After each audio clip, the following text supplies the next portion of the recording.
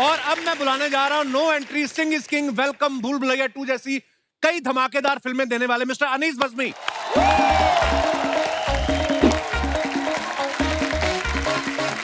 अनीस भाई बहुत बहुत स्वागत है। जोरदार तालियां अनीस भाई के लिए। और अब मैं बुलाने जा रहा हूं हम आपके दिल में रहते हैं, हमारा दिल आपके पास है, मुझे कुछ कहना है और तेरे नाम जैसी कई सुपरहिट फिल्में देने वाले मिस्टर सतीश कौशिक साहब।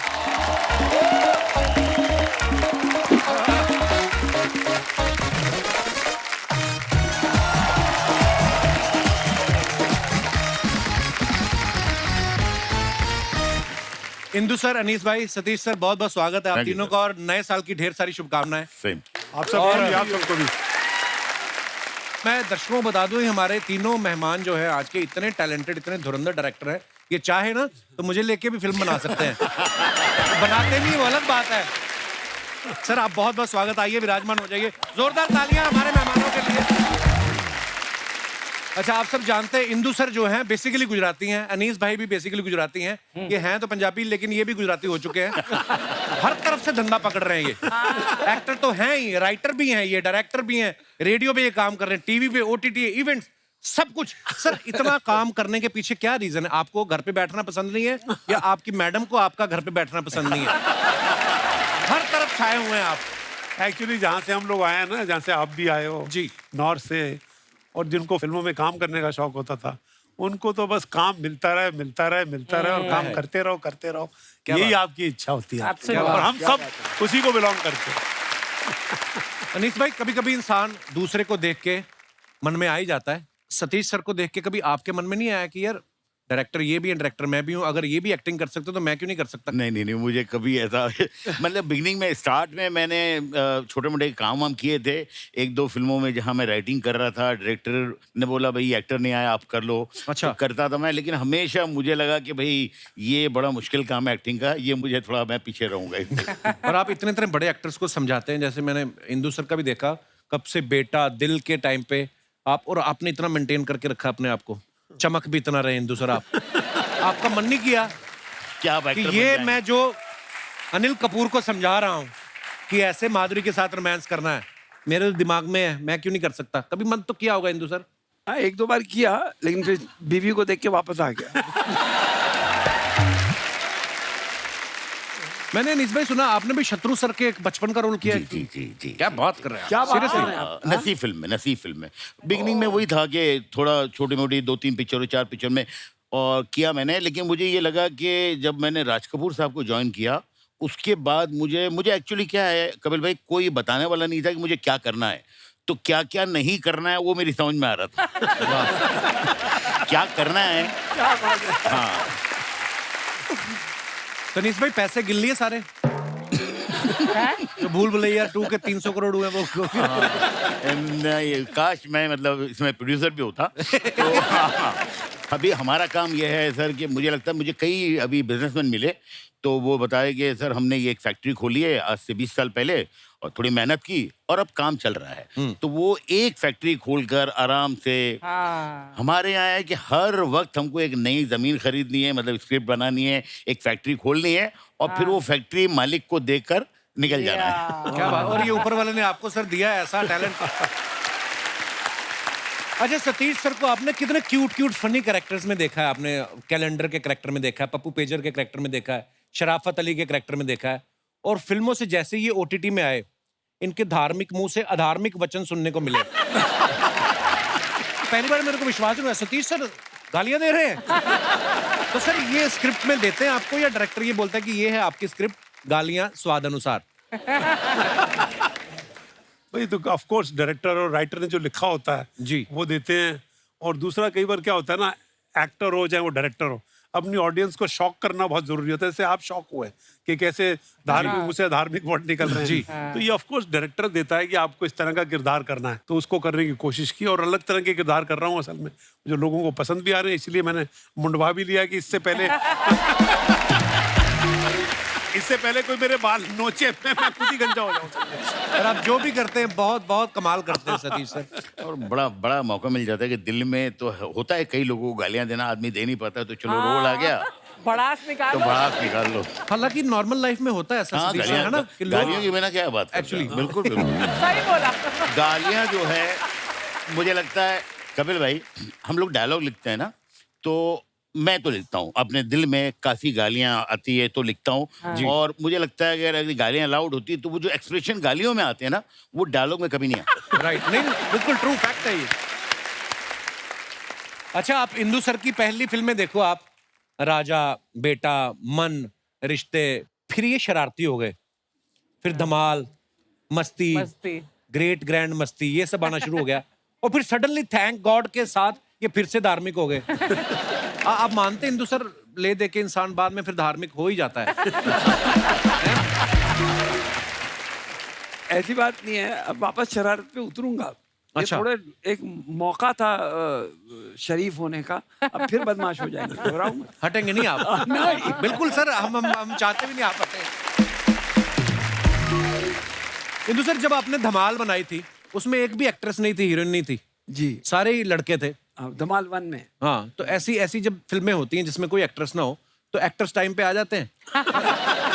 एक्टर्स छोड़ो, आप खुद टाइम पे पहुंच जाते हो। हाँ, तब रोते धोते लेकिन काम कर गए और बहुत अच्छा काम कर गए। हाँ। और मेरी धमाल 1 वाज द बेस्ट धमाल। हाँ, एक्चुअली। एग्री। अच्छा, अनीस सर ने भी जब फिल्म बनाई, रोमांटिक फिल्म प्यार तो होना ही था, इतनी खूबसूरत फिल्म, उसके बाद इन्होंने कॉमेडी फिल्में बनाई, रोमांटिक फिल्में बनानी छोड़ दी। सर, उसके बाद आपका रोमांस से विश्वास उठ गया या किसी ने बोल दिया था कि अनीस डोंट बज मी?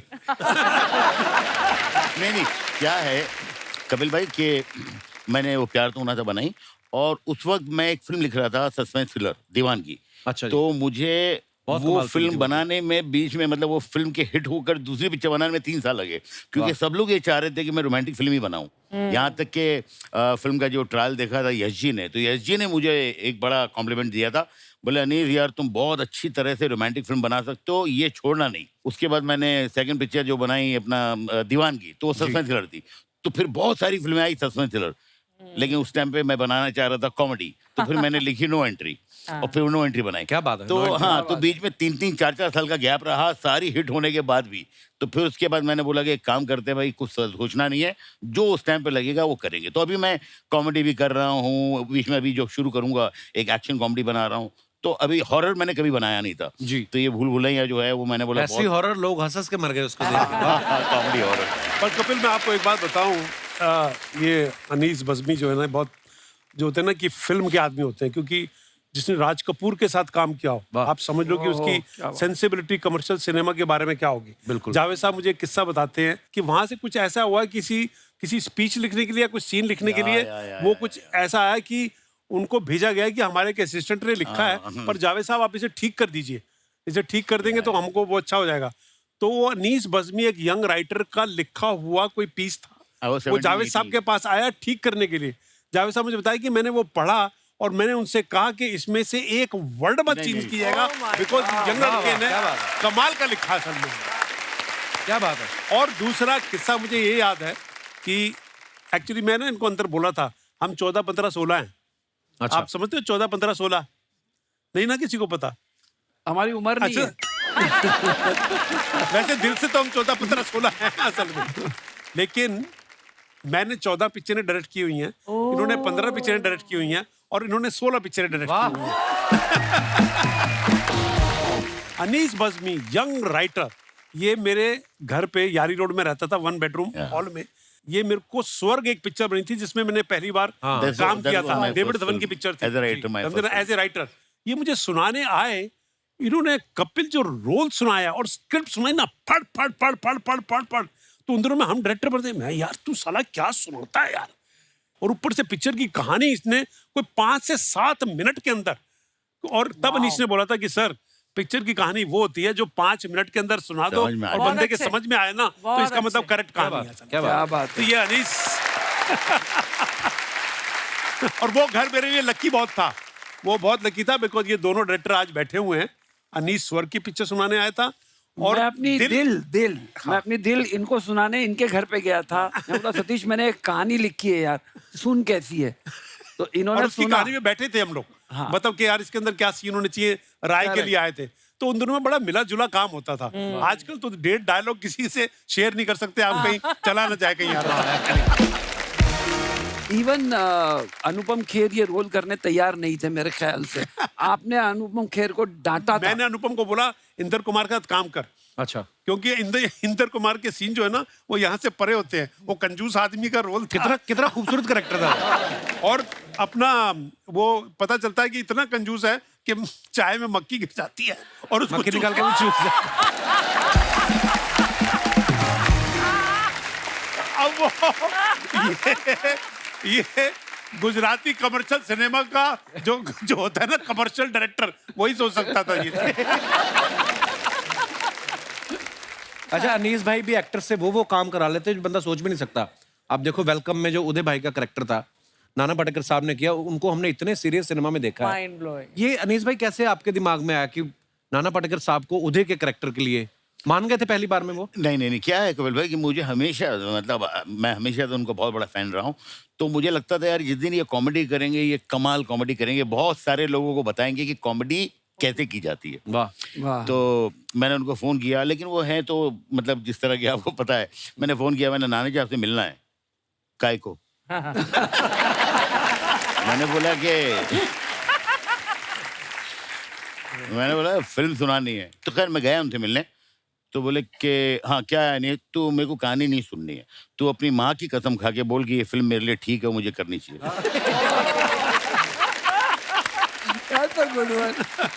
मैंने बोला नहीं आप सुन लो यार। तो बोले कि अच्छा कितनी देर में? मैंने बोला कि भाई मैं आपको 3 घंटे में सुना सकता हूँ, 30 मिनट में सुना सकता हूँ, 3 मिनट में। आपको कितने? बोले मैं 3 घंटा है। मैंने 3 घंटा उनको कहानी सुनाई, गले वले मिले। मुझे आज तक याद है वो डायलॉग, उन्होंने बोला कि मैं अनीस कच्ची मिट्टी है, तेरे सेट पे आएगा, जिस रूप में ढलना है ढाल लेना। वाह। उसके बाद पूरी फिल्म लोग कहते हैं कि बहुत तकलीफ देते हैं और बहुत टेम्पर है, कुछ भी मुझे नहीं लगा। मुझे लगा सबसे आसान काम करना जो है वो नाना जी के साथ है। क्या बात। अगर वाह। अनीस भाई वो क्या किस्सा था, विजय राज ने कोई गलती से आपकी स्क्रिप्ट फाड़ दी थी, क्या हुआ अरे था वो? हाँ, नहीं क्या हो गया सर कि मेरी फिल्म में के कई ऐसे सीन हैं जो मैं 11th आवर पे मैंने लिखे हैं। अच्छा जी। हाँ, जैसे नो एंट्री का जो क्लाइमैक्स है वो कभी भी नहीं था, शूटिंग तक नहीं था। अच्छा उसके जी। अलावा वेलकम का जो क्लाइमैक्स है, तो वेलकम में वो एक सीन था घोड़े वाला जिसमें नाना जी घोड़े पे बैठे हुए हैं। तो वो सीन जो है जब लिखने बैठता था, अच्छा मैं कल लिखूंगा। और वो दिन आ गया जब शूटिंग है, तो मैं रास्ते में जब जा रहा था लोकेशन पे तो मैं लिख रहा था, और मैं उर्दू में लिखता हूँ। तो मैंने वो किसी तरह कंप्लीट करके मैंने असिस्टेंट को दिया कि भाई अच्छा वो उसमें तो एक ही आदमी है जिसको उर्दू आती है, वो समझा रहा है, वो लिख रहे हैं वो लोग। अच्छा। और मैं नाना जी और बाकी अनिल जी है और अक्षय एंड कतरीना, इन सबको चलिए शुरू करते हैं। और मैंने पूरा सीन सुना दिया, आप ये बोलिए। सीन का हो रहा है सर, हो रहा है, बस तैयार है। इतने में शॉर्ट रेडी हो गया। तो विजय राज जो है फिल्म में डायरेक्टर थे, तो उन्होंने बोला यार मेरे हाथ में कुछ चाहिए, तो वो असिस्टेंट ने वही सीन दे दिया। और उसमें उसको कुछ नहीं मिला डायरेक्टर, उसे। हाँ डायरेक्टर को बहुत गुस्सा आता है और वो फाड़ देता है, तो वो सारा सीन उसने फाड़ दिया। एक कॉपी है, सब बिखरे हुए। मैंने जैसे कट बोला सारे असिस्टेंट भागे, एक वो पुर्जा निकाला और उसको ज्वाइन कर रहे टेप से वैसे। तो लास्ट तक पिक्चर का सीन खत्म हो गया, शूटिंग खत्म हो गई, वो कंप्लीट हुआ नहीं। मेरे को भी एक बार मौका मिला सौभाग्य अनीस भाई के साथ काम करने का। फिल्म इनके दिमाग में होती है, मैंने कभी स्क्रिप्ट नहीं देखी इनके हाथ में, दिमाग में होती है और जो सीन चल रहा है लग रहा है उतनी देर में लाइटिंग हो रही है, फटाफट ये पेपर पे लिख के दे देते हैं। अनीस भाई कभी कभी आपको डर नहीं लगता कि यार सारे रेडी हो गए, सब एडी बोल देगा कि सर शॉट रेडी है और सीन अगर नहीं लिख पाया टाइम पे तो? या। नहीं टेंशन तो होती है कपिल भाई, लेकिन क्या होता है कि वो अगर एक आदमी सिर्फ डायरेक्टर है ना, तो उसको जरा ऐसा लगता है चलो भाई स्क्रिप्ट है, ये एक बिल्कुल बाइंड है और ये सही है। जब आदमी राइटर होता है तो उसको रात को जो चीज़ लिखी है वो सुबह ऐसा लगता है नहीं और अच्छी हो सकती है, तो वो चेंज होते रहता है। तो वो एक प्लस पॉइंट भी है एज अ राइटर होने का, और एक माइनस पॉइंट भी है कि कई मरतबा मेरी फिल्म के कई सीन जो बहुत अच्छे हुए हैं वो हमेशा मुझे लगता है मैंने 11th आवर पे ही लिखे हैं, वाह। चाहे वो हाँ ऑलवेज। अनीस भाई कभी ऐसा होता है कि 10-15 एक्टर्स का सीन आप कर रहे हो? आपने भी इतनी मल्टी स्टारर फिल्में बनाई, इंदु सर आपने भी, है ना, 10-15 एक्टर्स हैं, और बीच में 2-3 की कोई लाइन ही नहीं है, या तो वो परेशान भी करते हैं अनीस भाई, मेरा कुछ बहुत करो ना। बहुत बहुत बार ऐसा होता है सर। और कई मर्तबा उनको लगता है ये हम बोल देंगे तो आपको एज ए डायरेक्टर आपको एडिटिंग भी सोचनी पड़ती है कि अच्छा चलो ये तो आराम से निकल भी जाएगा। तो वो शूटिंग पे हाँ तो बड़ा चालाक होना पड़ता है। हाँ तो वो है। और वो शूटिंग पे भी आपका जो है ना थोड़ा ऐसा चलता रहता है, अच्छा ये काट दूंगा, ये काट दूंगा, ये काट दूंगा। अच्छा, उस समय आप करने देते हो कि चल कर ले फिर तो। बट मैं आपको बताऊं, कुछ एक्टर्स जो है जो इनसिक्योर नहीं होते, अच्छे एक्टर्स होते हैं, उनके साथ बहुत अच्छा होता है। जैसे मैंने नाना जी और अनिल के साथ जब काम किया था, अनिल जी के साथ वेलकम, उसमें पीछे 3-4 बड़े अच्छे कैरेक्टर थे जिन्होंने सिर्फ मोहब्बत में, प्यार में मेरे साथ काम किया था। मुश्ताक खान और हाँ, ये वो बहुत- उनके रोल नहीं थे, ना या कोई डायलॉग था। तो मैंने कहा था मैं कुछ करूंगा, लेकिन अभी ये है कि दोस्ती यारी में आ गए थे। तो अभी कई मरतबा शॉट लगने के बाद मैं कहता था अच्छा नाना जी काम करिए, ये डायलॉग आप मत बोलिए, मुश्ताक भाई आप बोलिए। तो कई मरतबा सीन लिखा हुआ है नाना जी का और अनिल जी का, बट डायलॉग्स मैंने उन लोगों को सेट के ऊपर शूटिंग पे, पहला 2 टेक कुछ और हो चुका है, तीसरे टेक पे कुछ और है, तो इस तरह भी किया है। बट मुझे लगता है कि वो एक जादू ही होता है जब आप काम कर रहे होते हैं, उस नशे में रहते हैं, और थोड़ा इम्प्रोवाइज करना, थोड़ा चेंज करना, थोड़ा तो बहुत ऑर्गेनिक तरीके से सीन बनता है। अच्छा, आपने अरुणा ईरानी जी को इतनी फिल्मों में देखा है, वो मैं आपको बता दूं इंदु सर की बड़ी बहन ही है। फिल्म बेटा में अरुणा जी को पहली बार हमने नेगेटिव किरदार में देखा, जो परेशान करती रहती हैं, है ना?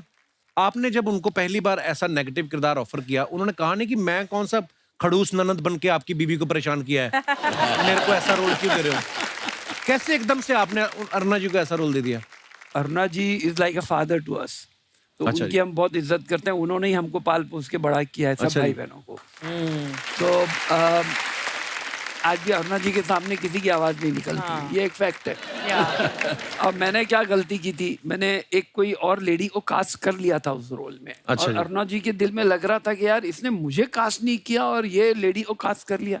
पर उसके अच्छा जी। पीछे एक कारण था, मैं भी वो आदमी इस दुनिया में है नहीं, तो मैं उनके प्रेशर में आके मैंने ये काम किया था। तो शूटिंग से 3 दिन पहले मुझे जावेद साहब का और शबाना जी का फोन आया, और उन्होंने मुझे फोन करके बोला इंदु जी आप यार बहुत ही मतलब ना समझ इंसान है। बोला क्या हुआ जावेद साहब, क्या हुआ? मेरे से कुछ गड़बड़ हो गई? बोला नहीं इंदु जी, आपके घर में इतना बड़ा स्टार है, आपने अरुणा जी को क्यों नहीं लिया?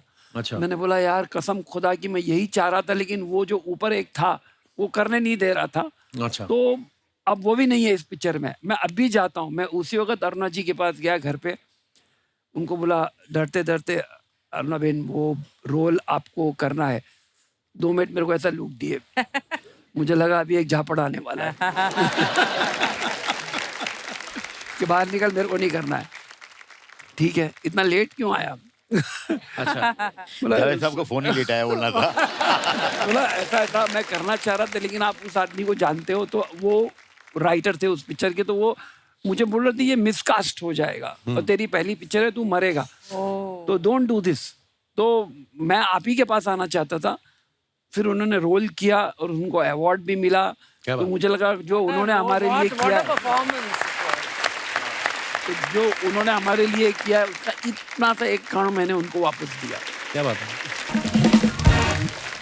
बस सर, जिंदगी कट रही है, क्या कहें सर। जैसे आप सब हिंदी फिल्में बनाते हैं, मैंने बहुत बार देखा है जो एक्टर्स होते हैं ना, कई एक्टर्स, नॉट ऑल, कई एक्टर्स ऐसे होते हैं जो सिर्फ इंग्लिश में बात करते हैं। So what is my scene, हमारे शो पे भी कई ऐसे आते हैं। So where I am coming from, अच्छा उनको एक मैंने एक्टर के सामने बोल दिया सर आज हम तो दिहाड़ी कर रहे हैं। व्हाट इज दिस दिहाड़ी? मैंने कहा दिहाड़ी मतलब जो कमाने निकलते हैं हम। तो जब आपको कोई देहाती कैरेक्टर समझाना होता है, कोई ऐसे एक्टर आपको मिलते होंगे जो सिर्फ इंग्लिश में बात करते हैं, परेशानी नहीं होती उस समय? नहीं, मुझे तो काफ़ी ऐसे एक्टर्स मिले हैं एंड वो सिर्फ अंग्रेजी में ही बात करते हैं, और मुझे हमेशा ये लगता है कि ठीक है अच्छी बात है वो अंग्रेजी जानते हैं करते हैं, बट एक जिस तरह की फिल्म कर रहे हैं थोड़ा सा उनको कई ऐसे मिले मुझे, बट मैं उनको मैनेज कर लेता हूँ कि भाई कहाँ तक उनकी अंग्रेजी सुननी है और कहाँ हमको हमारा देसीपन लेके आना है। क्या बात? नवाज भाई एक बार इंटरव्यू दे रहे थे ना, तो कहते हैं केडी आके मेरे को इंग्लिश में समझा रही है, तो sir you know what the scene is, कहता मैंने कहा रे फिल्म हिंदी में बना रहे हो तो मेरे को हिंदी में समझा दो। वो होता है ऐसा। अनीस भाई के बारे में हमने सुना कि जब ये राज कपूर साहब को असिस्ट कर रहे थे, तो एक बार डर के बाथरूम में छुप गए थे। क्या हुआ था अनीस भाई? सर क्या है कि राज साहब जो हैं वो दिन में 3 या 4 शॉट लेते थे एंड बड़े खुश होते थे कि भाई 4 शॉट आज हो गए, 3 शॉट हो गए। अच्छा, इस तरह का था माहौल। लेकिन एक दिन जो है वो पता नहीं किस मूड में थे, कुछ 17-18 शॉट्स ले लिए एंड एक बड़ी खुशी का माहौल था पूरे सेट पे। राज साहब, सारे एक्टर्स थे और सारे असिस्टेंट, सब सब सब सब बहुत खुशी का माहौल था। करीबन उस खुशी में उन्होंने बोला रात को आज पार्टी है। अच्छा। तो बहुत आलीशान पार्टी वार्टी सब अरेंज हो रही है। कुछ 7:30 बजे मुझे लगा कि कुलभूषण खरबंदा जो थे उनको ड्रेस रॉन्ग दे दिया हम लोगों ने। तो मैंने, मेरे एक दूसरे असिस्टेंट थे राजीव कपूर, उनको बोला तो वो चुप हो गए। उसने तीसरे को बोला, तो 5 आदमी जो असिस्टेंट है वो सेट पे बहुत खुशी का माहौल है, सब खुश हैं, ये सिर्फ 5 लोग टेंशन में है कि अब क्या होगा। तो हमारे जो चीफ असिस्टेंट थे मिस्टर कलाचंद्र, उनको हम लोग ने बोला सर आप बता दो ना तो मार डालेंगे ये, क्योंकि राज साहब जो है यार बहुत जबरदस्त चीखना चिल्लाना, अरे बाबा। तो राज साहब की तरफ वो जा रहे थे, हम लोग धीरे धीरे गेट की तरफ आ रहे थे शूटिंग से। जैसे उनको बोला, राज साहब बहुत अच्छे मूड में थे, उनका खाली से रिएक्शन आया और उन्होंने बोला वेयर इज माय असिस्टेंट, चिल्लाया उन्होंने, हम लोग सब भाग गए। कोई यहाँ, कोई यहाँ, कोई यहाँ, कोई यहाँ। लेकिन अब यह है कि किसी तरह उन्होंने बुलाया, बहुत जितना बोलना था सबके सामने, जितनी बेइज्जती कर सकते थे जो वो हुई। और उसके बाद यह है कि रात को पार्टी भी है तो वहां पे भी जाना है। कोई असिस्टेंट पार्टी में जाना नहीं चाह रहा है, लेकिन जाना है पार्टी में। और फिर पार्टी रात के 2-3 बजे तक, वहाँ सारे लोग जो है सिर्फ इतने ही देख रहे हैं, शमी कपूर साहब और बहुत बहुत लोग थे, ऋषि कपूर, पद्मिनी कोल्हापुरी, और सब लोग ये क्या ड्रेस रॉन्ग दे दिया। हर आदमी ऐसे देख रहा है जैसे पता नहीं मतलब कितना बड़ा क्राइम हो गया है। उसके बाद हम लोग जा रहे थे मैसूर, तो उस गुस्से में साहब ने सबकी प्लेन की टिकट कैंसिल करवाई और जो एक लाइटें वाइटें रखते हैं जिस ट्रक में, उसमें सारे असिस्टेंटों को बोला कि ये लोग मैसूर जाएंगे। मेरे ख्याल से वो हम लोग निकले अपना चैम्बूर से और उसके नीचे कुछ एक मशीन था वो गिर गया। तो मैंने पूछा मैसूर कब आएगा, खैर हम लोग 3 दिन बाद पहुंचे। और हम लोग जैसे बोल रहे हैं ना कि कई बार असिस्टेंट से गलती होती है, ऐसे में कई बार डायरेक्टर से भी गलती हो जाती है। अच्छा जी। मैं आपको अपनी पिक्चर हमारा दिल आपके पास है, जो मैंने अनिल कपूर और ऐश्वर्या राय के साथ बनाई थी जी, उसमें मैं एक दिन है ना बड़े प्रॉब्लम में फंस गया। मैं सीन शूट कर रहा था और मैंने उसमें एक रोल के लिए, हमारी एनएसडी की मेरी जूनियर है और बड़ी कमाल की गजब की एक्ट्रेस है मीता वशिष्ठ, ठीक है ना। तो मैंने ऐश्वर्या की एक फ्रेंड के लिए उनको फाइनल किया था और मैं हैदराबाद में सेट के ऊपर सीन शूट कर रहा था और 1 शॉट हो गया, 2 शॉट हो गए और शॉट लेते लेते और सीन करते करते मुझे ऐसा लगा कि मैंने मीता को गलत कास्ट कर लिया। क्यों? मेरे को लगा कि ये रोल जो है ना ऐश्वर्या के सामने ये कुछ स्ट्रॉन्ग, कुछ गलीबल पर्सनैलिटी चाहिए थी, कोई प्यारी पर्सनैलिटी चाहिए थी, and she had a strong presence, you know. तो वो ना बैलेंस नहीं हो पा रहा था। एज ए डायरेक्टर का होता ना कि गलती हो गई मेरी, यार इसको मैं क्या करूं यार। तो मैंने ना शूटिंग, मैंने लंच ब्रेक कर दिया जल्दी 12 बजे ही, और मैं मीता जी के पास गया और मीता को मैंने से बोला, मीता मेरे से ना एक गलती हो गई है। कहती क्या हुआ, व्हाट हैपेंड? मैंने कहा आप है ना गलत कास्ट हो गई है उसके अंदर, मेरे को है ना। और मैंने उनको अपना रीजन बताया and she said even I am feeling that I am wrongly cast in this role, you know. और हम दोनों ने लंच में बैठ के डिसाइड किया कि इस रोल में कौन होना चाहिए। और डिसाइड करने के बाद अपना वो तनाज करीम लड़की है ना, वो थोड़ी सी स्वीट और इस तरह की गलीबल पर्सनालिटी की लड़की थी वो, तो हम दोनों ने तनाज को कास्ट किया। मैंने उसी वक्त उसको फोन किया कि तनाज ऐसे ऐसे है, can you come tomorrow morning? I will come this thing and I had a lavish party for Meeta Vashisht that day. आज भी मेरी कागज लास्ट पिक्चर में काम किया, but hats off to her that she listen to it और मेरी गलती को उसने, मेरी गलती को ठीक किया उसने। बड़ी बात है। अरे सर कागज भी बड़ी कमाल की पिक्चर बनाई आपने। कागज 2 भी आ रही है? हाँ, कागज 2 थोड़े कागज रह गए थे उसमें पिछली वाली में। अभी तो ये कागज और होते रह गए कि कागज हमारी जिंदगी का सबसे बड़ा अहम हिस्सा होता है। तो कागज 2 कल ही शूटिंग खत्म हुई है उसकी सारी। क्या बात है, बड़ा रेलेवेंट मुद्दा है वो। वाकई आदमी जिंदा सामने खड़ा है, उसके ऊपर नहीं मानते लोग, कागज दिखाओ कि ये है कि नहीं है। तो क्या बात है सर।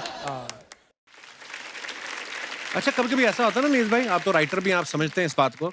राइटर ने लिखा कि हीरो हीरोइन स्विट्जरलैंड की हसीन वादियों में गाना गा रहे हैं जी। पीछे से प्रोड्यूसर कोहनी मारता है कि लोनावला कर स्विट्जरलैंड का।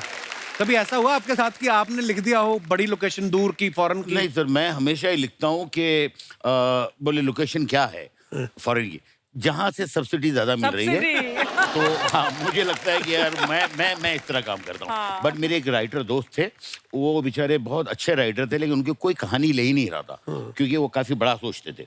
तो उसके बाद धीरे धीरे उनकी समझ में आने लग गया, तो वो फिर सुनाना ऐसा शुरू किया था उन्होंने कि एक बहुत बड़ा बंगला है, अपना जुहू का जानकी कुटीर भी हो सकता है। तो हर चीज का अल्टरनेट बेचने लगे। जबकि मैं आपको बताऊं, हम तीनों की आदत है ना, एक आदमी ने खराब की है, किसने? जिसका उल्टा होता था कि उसको बोलो कि सीन लोनावाला का है तो वो कहता है स्विट्जरलैंड में शूट करो। बोनी वो है सर? बोनी कपूर। अनीस भाई, वो जो फिल्म में मैं भी था, उसमें 5 दिन गाना शूट किया था जयपुर में। मेरा इसमें एक सीन था, गिली गिली शू ऐसे करके मैं भी 5 दिन एंजॉय 5 स्टार। अच्छा, जैसे ना सतीश सर, हमने देखा है, आप सब गवाह होंगे, जब कोई फिल्म देखते हैं, हम फिल्म के अंदर भी दिखाते थे, फिल्म के अंदर फिल्म की शूटिंग हो रही थी, हीरोइन की मम्मी जरूर आती थी। वो किसके लिए आती थी? एक्टर के चक्कर में आती थी कि डायरेक्टर के चक्कर में आती थी? मम्मी तो अपनी बेबी के लिए आती थी बेबी असल पर में ना। नजर रखने आती हाँ। थी सतीश, है ना? हाँ, पर डायरेक्टर भी मम्मी को ज्यादा भाव ज्यादा देते थे असल में, क्योंकि उधर तो काम बन नहीं सकता, तो मम्मी पे काम बन जाएगा। सर, आपकी कुछ फोटोग्राफ्स हैं जो आप अपने फैंस के लिए डालते हैं, उसके नीचे लोग कमेंट्स बड़े मजेदार करते हैं। कुछ हमने फोटोग्राफ्स निकाली हैं, आपको दिखाना चाहते हैं, दिखाइए जरा। अनीस भाई ने ये फोटो डाला है, scrolling through all the love received for भूल भुलैया 2। नीचे कमेंट्स देखते हैं। ये टेंशन में है कि बैंक ने ये 125 रुपए किस बात के काट लिए। फिल्म हिट होने के बाद प्रोड्यूसर ने प्रॉफिट की जगह लड्डू भेज दिए। अब ये हिसाब लगा रहे हैं कितने के लड्डू भेजे। कई लोग दूर से बिजी नजर आते हैं, पास जाके देखो तो वो लूडो खेल रहे होते हैं। हीरोइन के बाहर जाते ही चुपचाप उसके फोन से खुद को फॉलो करवाते हुए अनीस बजमी। और दिखाइए, सतीश सर ने ये फोटो डाला है हनी सिंह के साथ। It was fun to be part of superstar singer yo Honey Singh latest song जाम। It is out now, enjoy the song, you will love it. आइए नीचे कमेंट्स देखते हैं। इस फोटो में एक हनी सिंह है, दूसरा फनी सिंह है। हनी सिंह की आंखें और सतीश कौशिक जी की खुशी देख के लग रहा है कि पार्टी में नोरा फतेही भी आई। और दिखाइए, अभी तो सतीश जी ने सारे बटन लगा रखे हैं, जैसे जैसे खाना पीना चलेगा एक एक बटन अपने आप खुलता जाएगा। और दिखाइए, इंदु सर का अकाउंट नहीं है ये, उनकी डॉटर ने डाली है ये फोटो। सर, बड़ी हैप्पी फोटो है, हैप्पी फादर्स डे वाले दिन डाली गई है। To the coolest dad. आइए नीचे कमेंट्स देखते हैं। आपकी उंगली बता रही है कि आपने 2 पी है, लेकिन आपकी आंखों से पता लग रहा है अभी तक 4 हो चुके हैं। किसी ने रिप्लाई किया, भाई उनके हिसाब से तो वो 4 ही उंगलियां दिखा रहे हैं। और दिखाइए, अनीस भाई ने ये फोटो डाला है क्रिकेट खेलते हुए, हिट और miss, enjoying through a playful throwback. आइए देखते हैं कमेंट्स। सर, आपका एक्शन देखकर लग रहा है आपने क्रिकेट नहीं गिल्ली डंडा ज्यादा खेला है। बॉलर और फील्डर के लिए चेतावनी, जो भी इन्हें आउट करेगा वो फिल्म से आउट हो जाएगा। और दिखाइए, travelling to Dubai, miss travelling along with my best friend, work, friendship, family, friends, जय हो। हाँ जी, दिखाइए नीचे कमेंट्स। इनकी खुशी से लग रहा है कि ये दुबई से बैंकॉक भी निकलेंगे। और आगे दिखाइए, अनीस भाई ने फोटो डाला, throwback to a serious moment while shooting a comedy scene. दिखाइए कमेंट्स दिखाइए। कार्तिक आर्यन की शक्ल देख के लग रहा है अनीस जी ने स्क्रिप्ट में से उनका रोमांटिक सीन हटा दिया। कार्तिक ने ये चेयर हीरोइन के लिए रोकी थी, उस पे अनीस सर आके बैठ गए। अनीस सर सोच रहे हैं इससे हीरोइन का फोन नंबर तो जल्दी याद हो जाता है, स्क्रिप्ट याद नहीं हो रही। और दिखाइए, 90 minute morning walk and fit to go for shoot at film city for Arbaaz Khan Patna Shukla, starring my favourite Raveena ji का टैग किया है। आइए नीचे कमेंट्स देखते हैं। गाड़ी को पार्किंग से निकलते देख सतीश जी पार्किंग का पैसा लेने पहुंच गए। सर मैंने भी वॉक करने का सोच रहा था, मगर आपको देख के मैंने विचार त्याग दिया। जब 90 मिनट की वॉक के बाद भी आपकी बीवी कहे 10 चक्कर मेरे साथ भी लगाओ। और दिखाइए। खत्म। अच्छा सर, आप तीनों डायरेक्टर हैं, कभी कोई ऐसा एक्टर कई बार हो जाता है ना, सुई अटक जाती है और एक रीटेक, 2 रीटेक और फिर वो कॉन्शियस हो जाता है, फिर 15-20, कोई ऐसा आपको हुआ हो आपके साथ और आपने सोचा हो कि मैं डायरेक्टर क्यों बन गया? कोई ऐसा भी हुआ आपके साथ कभी? अक्सर ऐसा होता है सर, क्योंकि मुझे लगता है कि बहुत ऐसे एक्टर्स हैं जो नहीं एक्टिंग जानते हैं, लेकिन एक्टर हैं वो। अच्छा। हाँ, नहीं जानते। तो जैसे मैं आपको बताऊं, अभी एक हमारी फिल्म थी जिसमें एक हीरोइन थी, तो उसका एक इमोशनल सीन था, तो उसकी जो ग्लिसरीन की बोतल है वो खो गई, तो वो इतनी टेंशन में आ गई, कहाँ है, कहाँ गई, कहाँ गई, कहाँ गई, क्योंकि उसे ये पता है कि अगर ये नहीं है तो वो रोने वाला सीन तो हो नहीं सकता है। Right. मैं तो ये कहता हूँ कि देखिए सर, ये मैं थक गया हूँ, ये 4 मरतबा शॉट ले लिया है, अगर 5वीं मरतबा आप कर पाएंगे तो ठीक है, वरना आपके ओवर शोल्डर से सामने अच्छा एक्टर खड़ा है, उसके ऊपर होगा। क्या बात। एक बार जोरदार तालियां हो जाएं इंदु सर, अनीस भाई और सतीश जी के लिए। सतीश सर, अनीस भाई, इंदु सर, इतना मजा आया आज Thank you आपसे very बातें much, sir. करके, Thank you so much. आपकी फिल्मों से जुड़े हुए किस्से सुन के। आई एम श्योर हमारी ऑडियंस ने बहुत मजा लिया है। एक बार जोरदार तालियां। Thank you Kapil, thank you very much sir, love you पाजी। हम तीनों ने बड़ा एंजॉय किया, लेकिन शुक्रिया। आज का ये खास मौका मैं जाने नहीं दे सकता। मैं लास्ट टाइम आया था कागज जी। फिल्म के प्रमोशन के लिए यहाँ पर, और कल ही मेरी कागज 2 की शूटिंग खत्म हुई है। अरे वाह, बहुत मुबारक। तो मैं आज आपके सामने कागज 2 का लोगो अनवील करना चाहता हूं कि कागज 2 पिक्चर का प्लीज लेके आइए।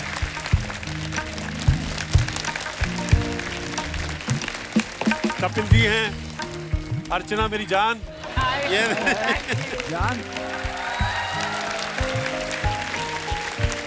अपने रास्ते बनाने के लिए दूसरों के रास्ते बंद मत करो। क्या बात है सर, कितनी ब्यूटीफुल लाइन है। Congratulation Satish sir. Thank you very much, thank you very much sir. एक बार खुल के तालियां हो जाए हमारे मेहमानों के लिए।